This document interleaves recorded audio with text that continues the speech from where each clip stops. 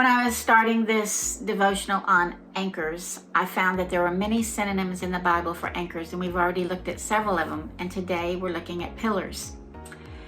We all know that a pillar is a building support, a piece that holds up the building to keep it from falling. And if you read about pillars in the Christian community, you'll see that pillars are used a lot. Pillars of faith, pillars of character, pillars of stewardship, etc. So since we're talking about being anchored, we're going to use the pillar for its primary definition, that which supports and holds. One of the first mentions of pillars is in Genesis, when Jacob sets up a pillar as a testimony to God's goodness. Then we read about Lot's wife turning to a pillar of salt because she disobeyed to look backwards instead of forwards. And when the children of Israel were in the wilderness, we all know about the pillar of cloud by day and the pillar of fire by night that led them. It was a symbol of God's presence. We might say a person in our life is a pillar, one who gives us strength and keeps us standing in hard times. But one of the most interesting stories in the Bible about pillars is Samson. You know, the guy with the long hair and the sneaky girlfriend, Delilah, and the pillars. He was a super strong man because of a covenant his mom had made to not cut his hair. That's a whole other story about the Nazarene vow of not cutting hair. But in this story, we're looking at the pillars. For 20 years, Samson led the people and showed immense strength because of obedience in not cutting his hair, staying true to his vow. We know when the people were attacked, Samson often rose in great strength and could even remove pillars or posts, sometimes carrying them atop his shoulders up a hill. And it says in Judges 16 that his strength came from staying true and anchored to his covenant with God. Then enters Delilah, and she badgered him enough until he told her about his hair, and she took that trust, cut his hair while he was sleeping, and when he awoke, he shook himself, and he said, quote, "He will go out as before and shake himself free." Only the pillar of strength or connection or anchor that he had with God had been severed because of disobedience. And instead of taking down pillars, the enemy took Samson down, gouged out his eyes, and bound him up and sent him to prison. Now in prison, his hair grew back, but the people who seized him were rejoicing because they'd taken down such a mighty man. And they brought him out in the middle of the prison yard and asked him to entertain them. And we read about the word pillars so many times in this final episode of Samson's life.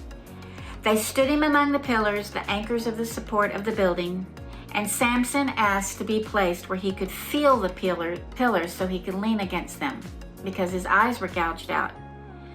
There were about 3,000 people watching, and Samson prayed and asked God to remember him and strengthen him and let him get another blow on the enemy.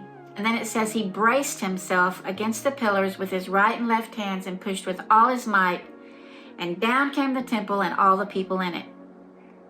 So we're just looking at these pillars, the anchors. Samson's support or anchor or base of strength came from obedience to God and the vow his mom had made, and that base of strength enabled him to lead and conquer many. But when a deceiver entered his home and wore him down, and he gave in to revealing to that deceiver the secret of his strength, the cutting of his hair cut off his connection and his anchor. So let's stop here a second. We have a base, a pillar of support, our strength and connection with God, and he never leaves us. But we have the ability to sever that support when we invite in deceivers and mockers. Things that zap our strength, loosen our anchor, destroy our might, look like unbelief, pride, selfishness, and more. And as those take up residence in our house, our strength tends to lessen, and perhaps we fall. Samson's fall was horrendous, left us blind and shackled, but I love the part where it says his hair grew back, and we read that so did his realization that God was his strength, and he humbled himself and turned to the pillar, God himself. And when he did, it said he felt, he was strengthened, and he braced himself with both hands and pushed. And what the enemy had brought him out to do, entertain the people, was turned back on the enemy in the form of defeat. Anchors or pillars in this story are twofold. We have an anchor that holds us and gives us strength to defeat attacks, and that's our Father. We can become blind and weak when we compromise that relationship through disobedience or infidelity. But even in darkness and prison, hair can grow back, faith can rise and be renewed, and the pillar, God, is right where we left him when we turn back to him. I love the verbs that said he was strengthened, he braced himself, and now the pillars that loomed over him were watching him to ridicule and mock. And he was able to bring down those anchors because they were not held secure against the power of the Almighty when relationship is restored. Isn't that awesome? God is our anchor and our pillar of strength. We can walk away and be unfaithful, and yet he waits on us to turn while we realize our strength is rising and we can be stronger than before. Pillars. Post of support that can come down with a push when a strong man rises. And the pillar, the one that never moves, is always with us to enable us to return to greater strength than before. There's always hope for us, for our kids, for our future with God as our pillar.